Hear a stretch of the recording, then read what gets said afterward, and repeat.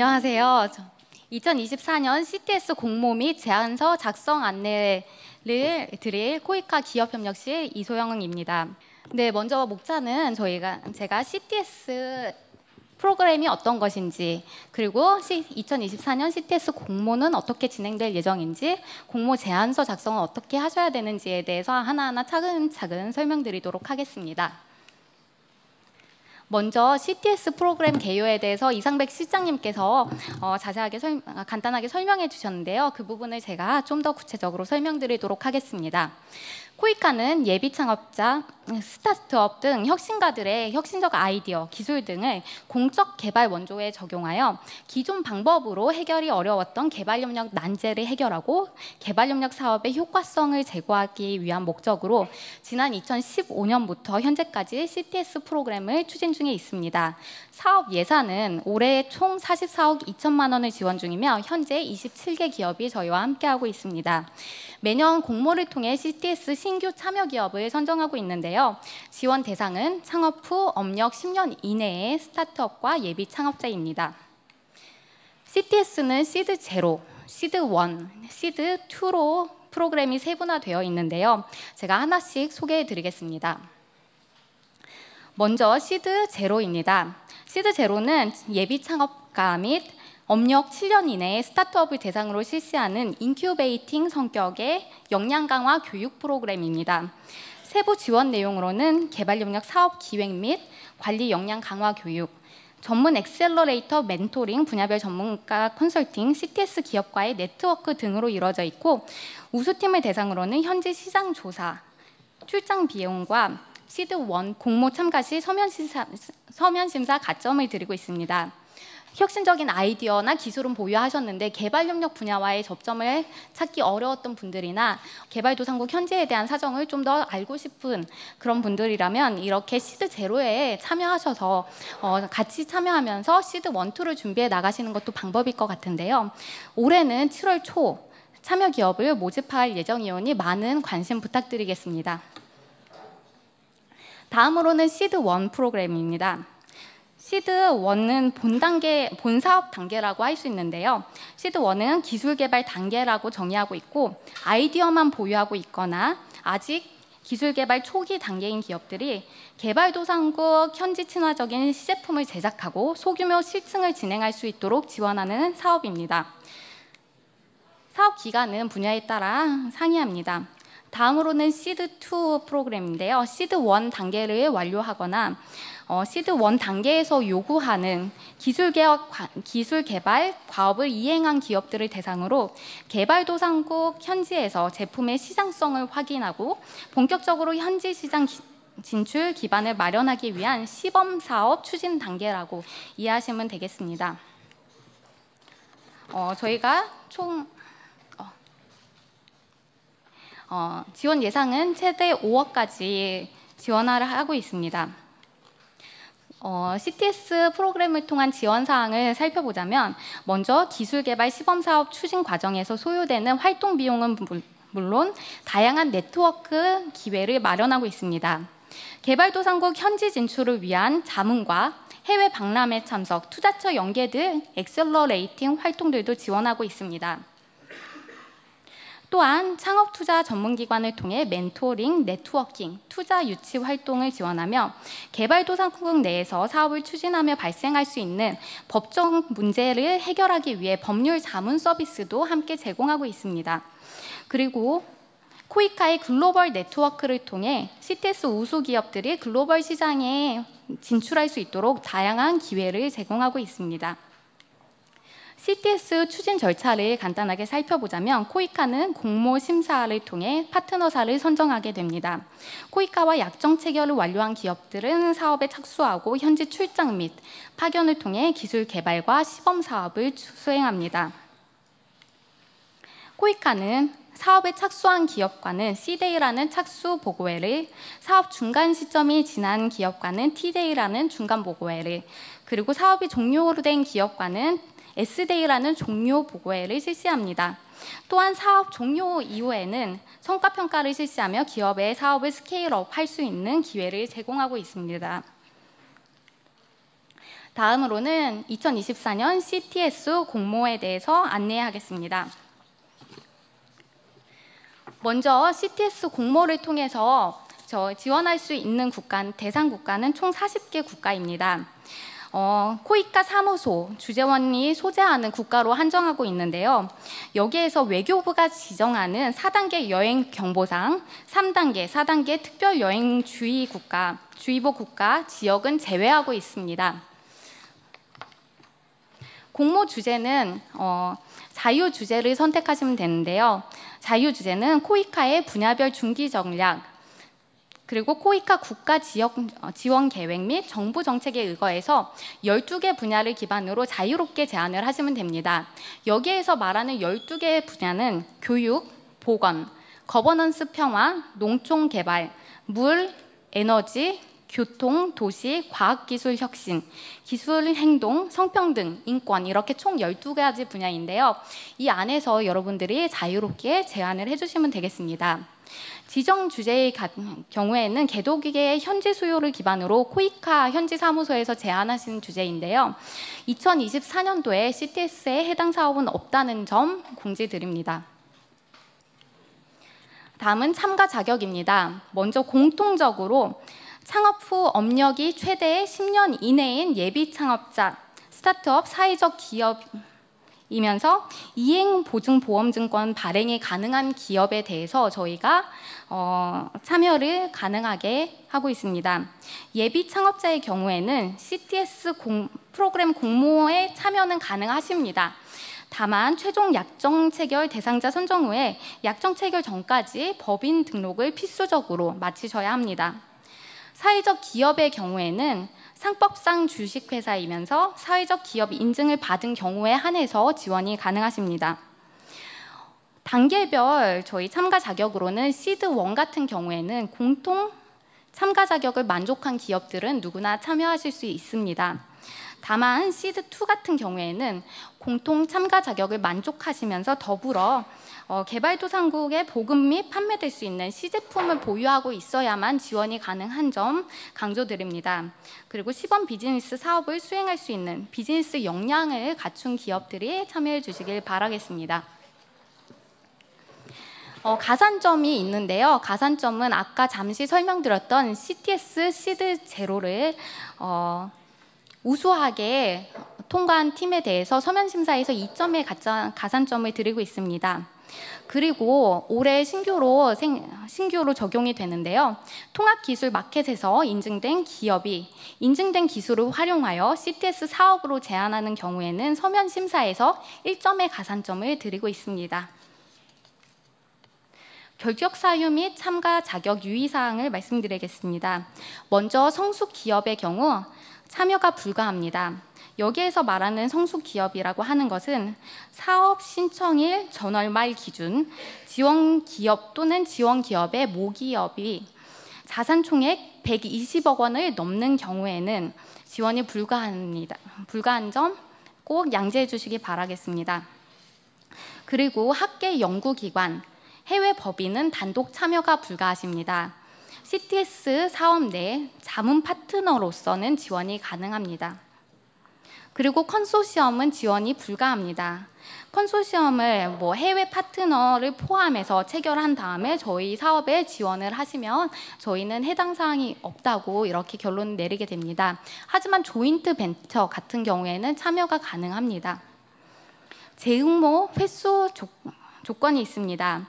동일 법인 혹은 동일인이 공모심사를 CTS 시드 1, 2 각 단계별로 최대 3회까지만 지원이 가능하십니다. 그래서 시드 1에 3회를 지원하시고 3회를 탈락하신 다음에 이제는 지원을 더 이상 시드 1으로 하지 못하는 점, 이 부분도 양지해 주시기 바라겠습니다.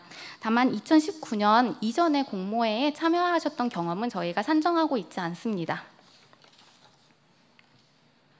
그리고 타 기관과 중복되는 지원 사업과 관련해서 궁금증이 많으실 것 같은데요. 타 정부기관의 창업 지원 프로그램을 통해 개발된 아이템 및 이미 상품화되어 있는 기술을 단순 보급하고 연구하는 사업은 저희가 중복 지원될 수가 없습니다. 그리고 동일한 사업 내용으로 예산이 중복되는 사업 또한 지원이 불가합니다. 다만 기존 기술 및 제품을 수정하여 개발도상국에 적합한 새로운 형태의 제품으로 개발하고 사업화하는 경우에는 지원하실 수 있습니다. 그리고 정부 R&D 사업을 참여하시는 기업들도 있으실 것 같은데요. 이렇게 R&D 사업을 참여하실 때에는 CTS 프로그램에 같은 인력으로 참여는 가능하십니다. 다만 타 과제와 CTS 프로그램의 인건비 및 사업비의 중복 지원은 불가합니다. 그리고 참여 인력의 모든 과제 참여율이 100% 넘을 수 없습니다. 그래서 만약에 코이카의 참여 인력으로 80%의 비중을 잡으셨고, 그리고 R&D 사업에 이미 40%의 비중으로 동일 인력이 들어가 있다면은 이 인력에 대해서는 저희 사업에 참여할 수 없는 점, 왜냐하면 100%를 넘겼기 때문에 참여할 수 없는 점 설명드립니다. 그리고 국가계약법 코이카 규정상 결격 사유가 있는 기업 또한 지원이 불가한데요.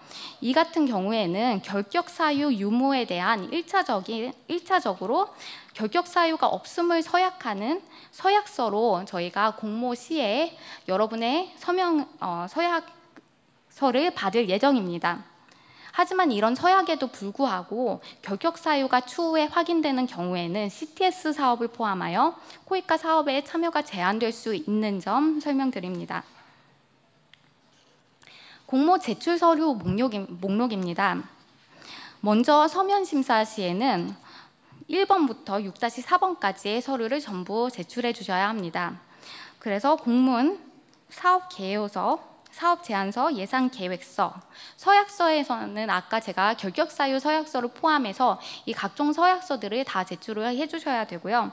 그리고 6번의 기타 서류 같은 경우에는 실적 증빙 자료의 경우에는 시드1은 해당 시에만 제출하시면 되고, 시드2에서는 시드2로 지원하실 때에는 필수적으로 제출해 주셔야 되는 점 강조드립니다.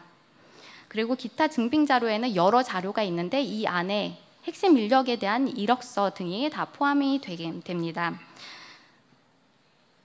다음번으로는 면접 심사의 경우에는 서면 심사를 통과한 기업에 대해서 저희가 별도로 안내드릴 예정입니다.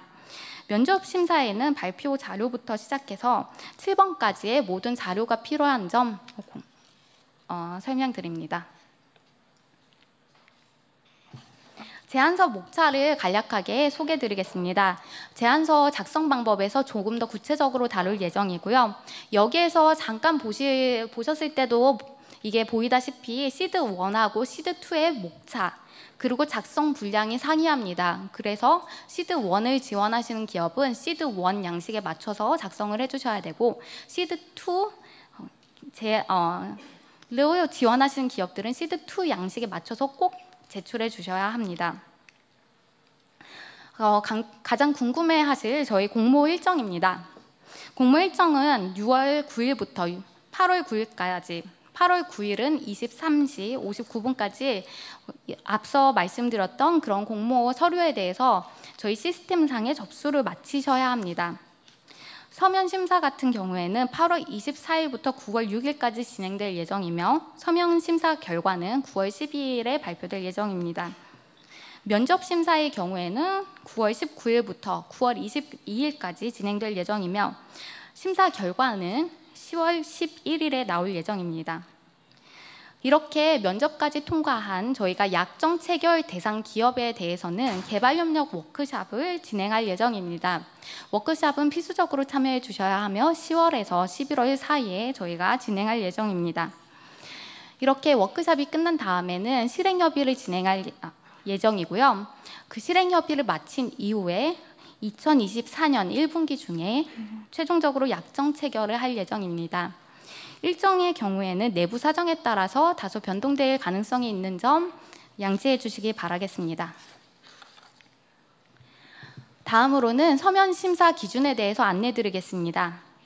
먼저 파트너 기관이 제출한 제안서 및 제출 서류에 대해서 코이카 내외부로 구성된 심사위원으로 구성된 사업심의위원회에서 심사를 하게 되고요. 통과 기준 같은 경우에는 평가 항목에 대한 심사위원회 최저점을 제외한 산술 평균 점수가 80점 이상일 경우에 사업을 전격으로 판단하고 있습니다. 그래서 이렇게 80점 이상인 사업들을 대상으로 면접 심사를 진행할 예정입니다. 이 심사 같은 경우에는 절대평가라는 점 공유드립니다. 그리고 1차 서면 심사 시에 가산점의 경우 위에서 제가 설명드린 심사위원회 최저점을 제외한 산술 평균 점수에서 1점 내지 2점을 가산하여 서면 심사의 최종 점수로 산출하고 있습니다. 서면 심사 항목은 시드 1, 2가 이렇게 약간씩 상이한데요. 먼저 시드 1을 살펴보자면 문제 분석의 적절성, 해결 방식의 적절성 및 아이디어의 혁신성, 그리고 사업 운영 및 인력 투입 계획의 적정성에 대해서 심사하고, 그리고 성과 및 리스크 관리에 대해서 심사를 합니다. 시드2의 경우에는 이 4가지 항목이 다 들어가 있고요. 여기에서 약간 상이한 부분만 말씀드리자면 CTS 시드2 참여 기본 요건인 혁신기술의 R&D 통한 시제품이 개발되었는가가 해결 방식의 적절성 및 아이디어의 혁신성 총 30점 안에 10점의 비중으로 배점이 부여되어 있습니다. 즉 시제품을 꼭 보유한 기업들이 시드2에 참여하실 수 있다는 것, 그리고 이거를 심사를 할 거라는 부분 다시 한번 강조드립니다. 그리고 이 시드2 같은 경우에는 시범 사업을 실질적으로 실시하기 때문에 비즈니스 모델 경쟁력 및 성과에 대해서도 별도로 심사를 하고 있습니다. 다음으로는 면접 심사 기준을 말씀드리겠습니다. 심사위원 같은 경우에는 내외부 심사위원으로 구성된 사업심의위원회에서 심사를 하는 것은 시드1과 서면 심사와 동일합니다. 통과 기준 또한 동일합니다. 다만 2024년도 신규 예산 상황에 따라서 최종 약정협의 대상 사업의 수가 결정될 예정이며, 심사 결과 적격 사업의 수가 예산 범위를 초과할 경우에는 고득점 순으로 대상 사업을 선정할 예정임을 안내드립니다. 면접 심사 항목입니다. 여기에서 보실 때에도 시드1과 시드2가 대부분 공통적으로 심사 항목이 구성되어 있습니다. 시드1을 살펴보자면 CTS 이해도 및 솔루션 적정성, 기대 효과에 대해서 심사를 하고요. 사업 운영 및 성과 관리 계획의 적정성, 사업 책임자 및 핵심 투입 인력의 역량에 대해서 저희가 심사를 하고 있습니다. 시드2에서 달라지는 부분은 아까 말씀드렸듯이 비즈니스 모델 경쟁력 및 성과에 대해서도 서면 심사뿐만 아니라 면접 심사에서도 동일하게 다뤄질 예정입니다. 기타 참고사항으로 CTS 저희가 창업 투자 전문기관을 통한 역량 강화를 지원하고 있는데요. 저희 지금 현재 같이 하고 있는 그 파트너사는 미스크라고 엑셀러레이팅하고 투자 유치에 관한 굉장히 전문적인 역량을 가진 기관과 달의 전략 사업화 센터라고 기술 사업화에 강점을 가진 2개 기관이 저희 CTS 기업으로 선정이 되신다면 역량 강화 및 네트워킹 지원, 그리고 전문적인 CTS 사업 관리, CTS 기업 후속 투자 유치, 타 기관 유관 사업과의 연계를 지원하는 부분에 있어서 여러분을 지원해 드릴 예정입니다. 그래서 이번에 공모에 참여하신 기업들은 이렇게 창업 투자 전문기관을 통한 활동에 동의하신 걸로 간주하고 있습니다. 그리고 2번째로는 사회적 가치 창출 관련되어서 저희가 적용하는 2가지 부분이 있는데요. 먼저 일자리 창출과 관련해서 만 34세 이하 우리 청년을 코이카와 약정 체결 이후에 꼭 채용해야 하며, 해당 인력은 사업 기간 전체에 걸쳐서 참여율이 50% 이상 필수적으로 부여되어야 합니다. 그리고 CTS 시드 1, 2 선정기업은 글로벌 사회적 가치 인증 제도인 비콥 자가진단 보고서를 약정 기간 내에 의무적으로 완료하고 제출하셔야 되는 점 안내드립니다. 다음으로는 공모 제안서 작성에 대해서 간략하게 소개해드리겠습니다.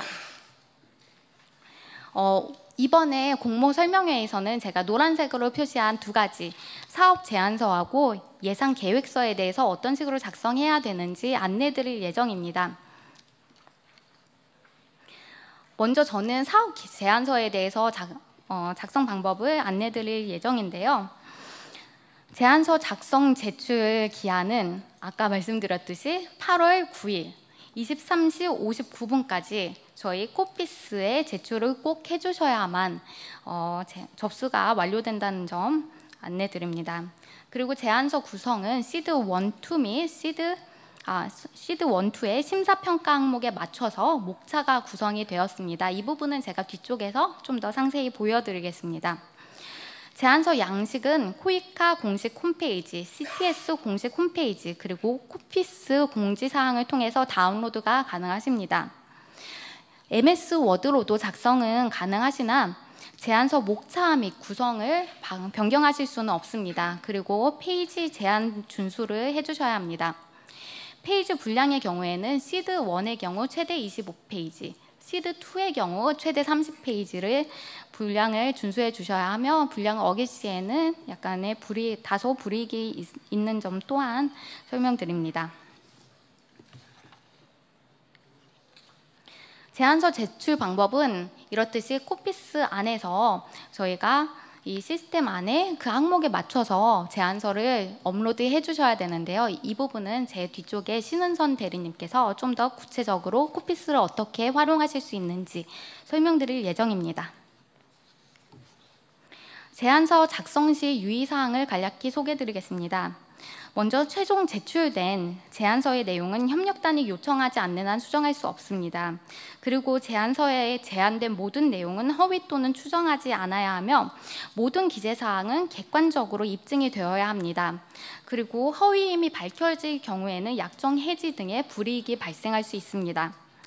제안서 양식에 정해진 페이지 수를 넘어가는 경우 사전 적격 심사의 결과에 반영될 수 있으니 주의해 주시길 바라겠습니다. 그리고 제안서상 제시된 내용은 약정서에 명시되지 않더라도 약정서와 동일한 효력을 가지고 있으며 협력단은 제안서의 내용을 확인하기 위해서 추가 자료를 요청하거나 또는 현지 확인을 할 수도 있는 점 양지해 주시기 바랍니다. 협상 대상자 선정 후에는 실행협의 과정에서 협의를 통해서 제안서 수정이 발생할 수 있습니다. 그리고 타 제안서와 상당 부분 중복되거나 유사한 제안서를 제출할 경우에는 지적재산권의 분쟁의 소지가 있으므로 협력단은 해당 제안서를 심사에서 제외해야 합니다. 따라서 반드시 혁신적이고 참신한 제안을 해주시기를 당부드립니다. 그리고 협력단은 선정된 사업의 국문사업계획서를 온라인에 공개할 예정입니다. 그래서 여기에서 강조드리고 싶은 점은 사실과 다른 내용, 허위로 작성되지 않은 진실성이 높은 그리고 성실하게 작성된 제안서를 제출해 주신다면 이 부분은 아무 문제가 없을 것이라고 생각이 됩니다. 저희가 또 중요하게 보는 부분이 제안서 작성의 성실성인데요. 평가 기준에 따라 제안서 목차가 구성이 되어 있고 제안서 내용들이 그에 맞춰서 또 이렇게 구성이 되어 있습니다. 그래서 반드시 안내된 목차와 양식에 따라서 충실히 작성을 해주셔야만 그에 타당한 점수를 받으실 수 있습니다. 그래서 공모심사 평가 기준과 제안서 목차의 내용들이 직결이 되기 때문에 어떤 부분을 작성하지 않고 만약에 건너뛰셨다면은 그것 때문에 감점 요인이 될 수 있습니다. 왜냐하면 그 항목에 대한 심사를 할 수 있는 근거 자료를 제시해 주지 않았기 때문입니다. 그래서 이런 부분은 조금 번거로우실 수 있더라도 제안서 양식에 맞춰서 내용을 빠짐없이 작성해 주시는 게 굉장히 중요하다고 말씀드립니다. 공모 제안서 작성 안내로 넘어가서 제가 심사평가의 주요 사항과 목차가 어떤 식으로 연동이 되어 있는지 같이 살펴보도록 하겠습니다. 시드 1 목차의 경우 이렇게 구성이 되어 있는데요. 이 목차 구성이 심사 기준과 어떻게 연결되었는지 살펴보자면 먼저 문제 분석의 적절성에 20점이 배포가 되어 있습니다. 여기에서는 CTS 프로그램 취지를 잘 이해하고 있으며 지원 동기가 적절한가, 그리고 해결하고자 하는 문제에 대해 명확한 문제 분석이 이루어졌는가, 이런 부분에 대해서 심사위원들이 평가를 하게 됩니다. 제안서 목차로는 어떤 식으로 구성이 되어 있냐면 왼쪽 편에 보시면은 문제 분석의 적절성, 그리고 CTS 지원 동기에 대해서 묻고 있고요. 그리고 두 번째로는 해결하고자 하는 문제가 무엇인지 설명할 수 있도록 그렇게 칸이 마련되어 있습니다. 그래서 이런 부분에 있어서는 특히 저희 CTS 프로그램이 다른 스타트업들 공모 프로그램과 굉장히 다른 부분이 개발도상국에 마주하고 있는 개발 협력 분야의 난제를 해결해야 되는 그런 미션을 가진 프로그램입니다. 따라서 이곳에서 어떻게 여러분들의 기술이나 아이디어가 그런 문제들을 해결할 수 있는지에 대해서 좀 더 논리적으로 구체적으로 작성을 해주신다면 그런 부분이 굉장히 긍정적으로 작용할 수 있을 것이라 생각합니다. 그리고 여기에서 지금 해결하고자 하는 문제의 3번에서 문제 해결 방법의 논리를 아래에 사업 논리 모형으로 작성해 주세요라는 그런 질문이 들어가 있는데요. 사업 논리 모형이 이런 식으로 저희가 구성이 되어 있습니다. 그래서 이거를 같이 한번 살펴보자면 먼저 활동부터 한번 같이 들여다보면 좋을 것 같습니다. 신규 개발된 AI 진단이 가능한 기술을 여러분들이 만들겠다고 이렇게 가정을 한다면 그거를 하기 위해서는 활동이란 거는 사업을 통해 실제로 수행하는 그런 활동을 이야기하고 있는데요. 그런 기술을 통해서 AI 질병 진단 기술을 개발하겠다는 활동이 하나 나올 것입니다. 이 활동을 통해서 산출물이라고 하는 것은 활동의 결과로 도출된 재화 혹은 서비스를 이야기하는데요.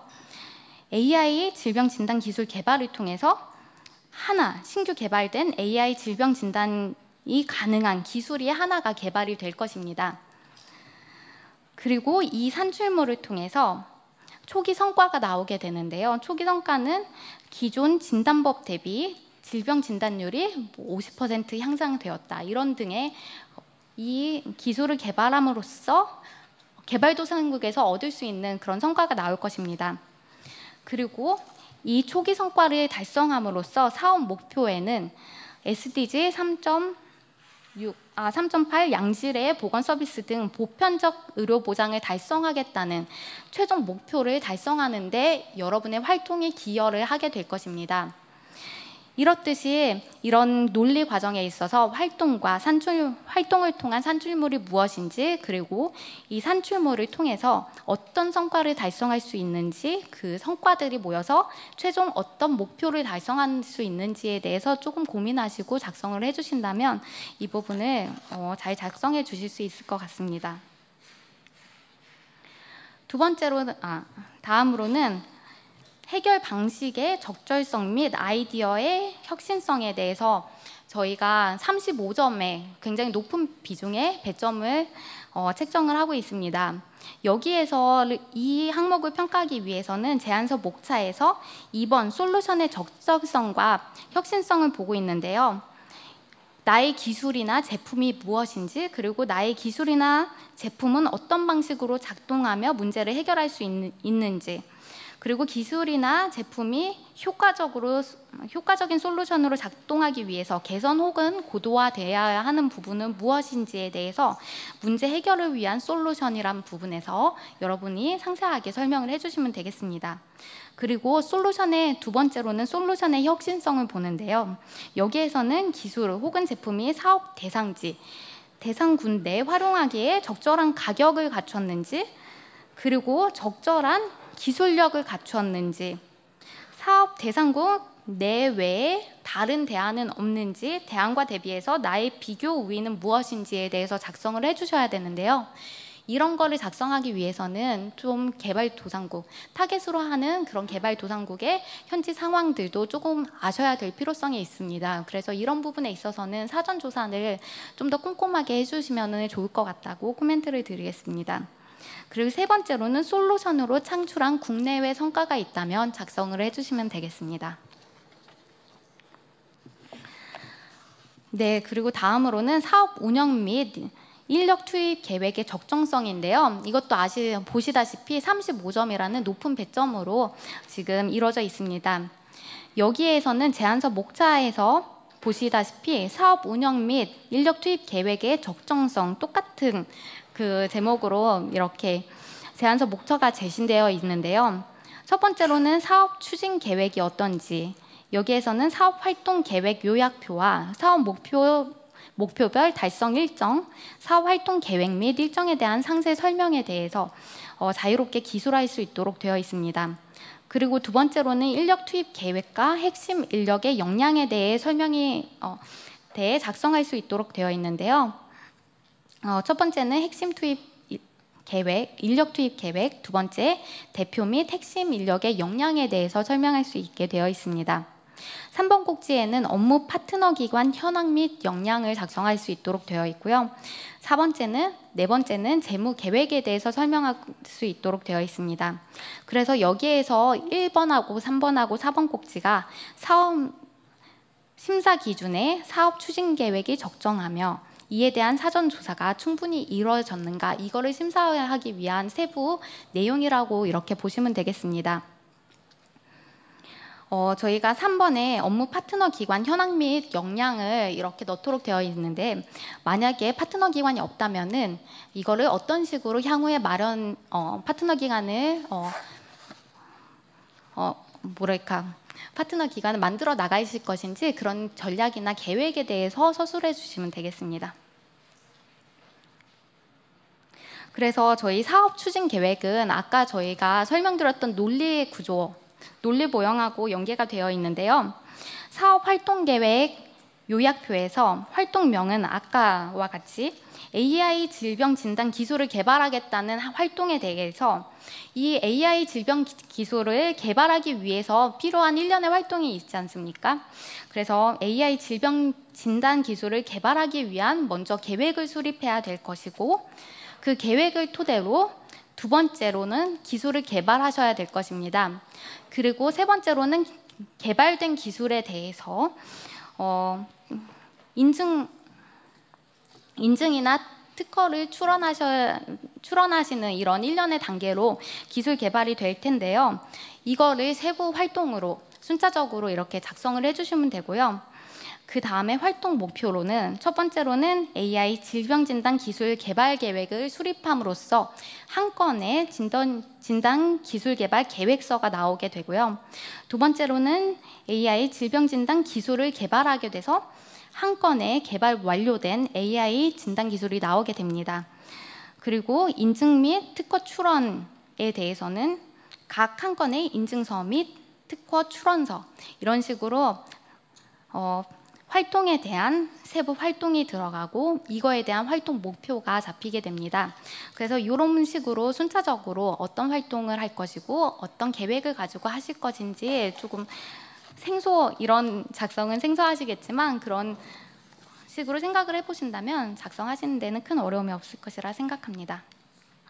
그래서 뒤쪽도 사업 목표별 달성 일정도 앞쪽하고 연결이 되는데요. 마지막 쪽에 나온 산출물 지표가 어떤 일정을 가지고 계획을 완료하실 예정이신지 이런 부분에 대한 일정 계획을 작성해 주시면 되겠습니다. 네, 그리고 이렇게 일정을 작성을 해주실 때는 개발도상국의 현지 사정을 반영하셔서 현실성 있게 사업 기간 내에 완료가 가능할 수 있도록 그렇게 기한을 잡아주시면 좋을 것 같습니다.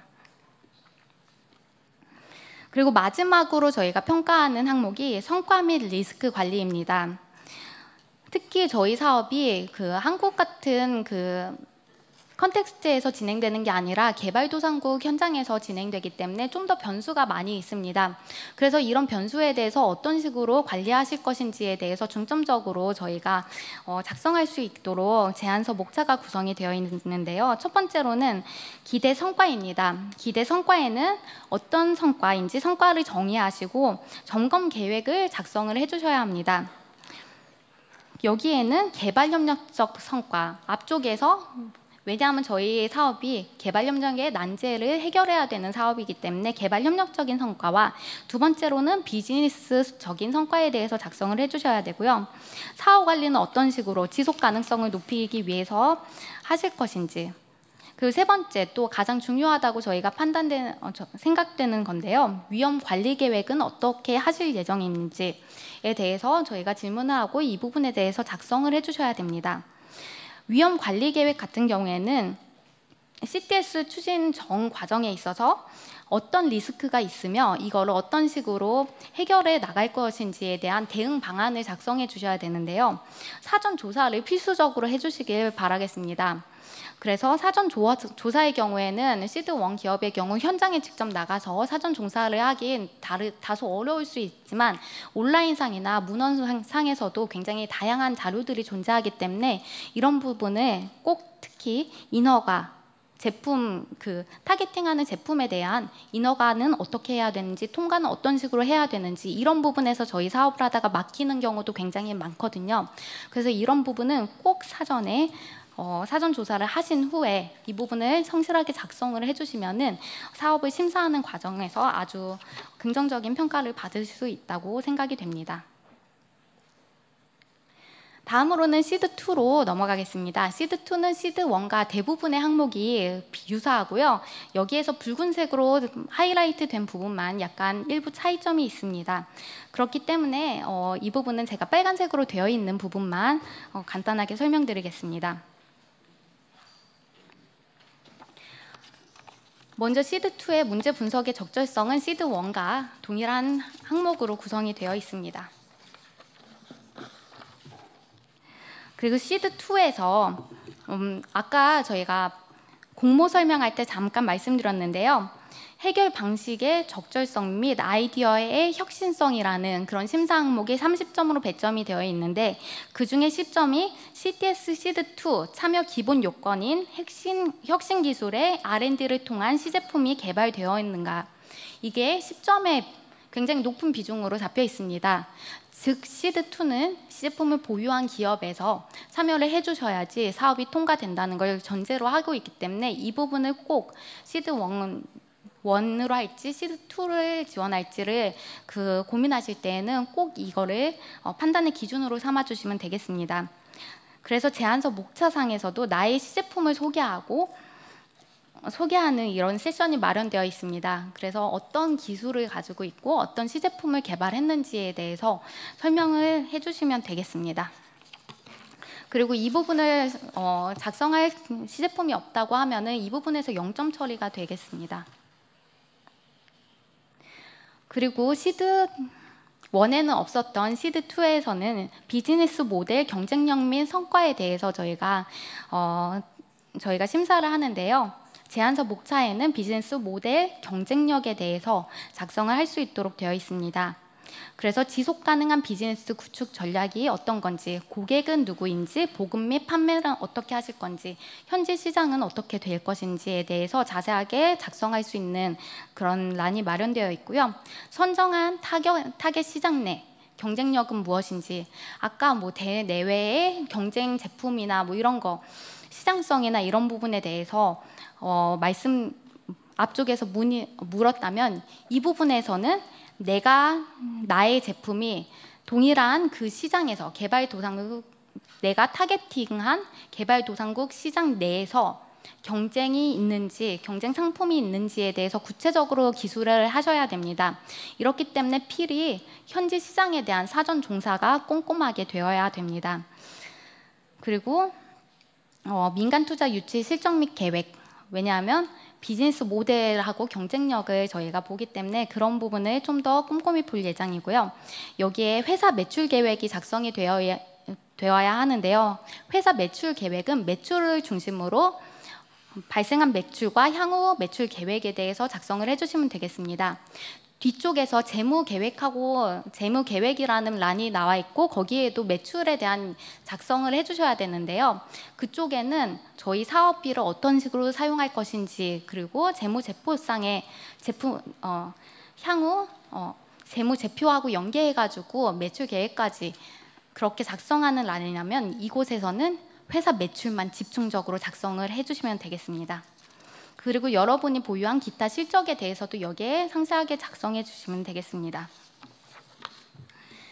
네, 사업 운영 및 인력 투입 계획의 정점성은 동일하고 성과 및 리스크 관리에 대한 부분도 시드1과 동일한데요.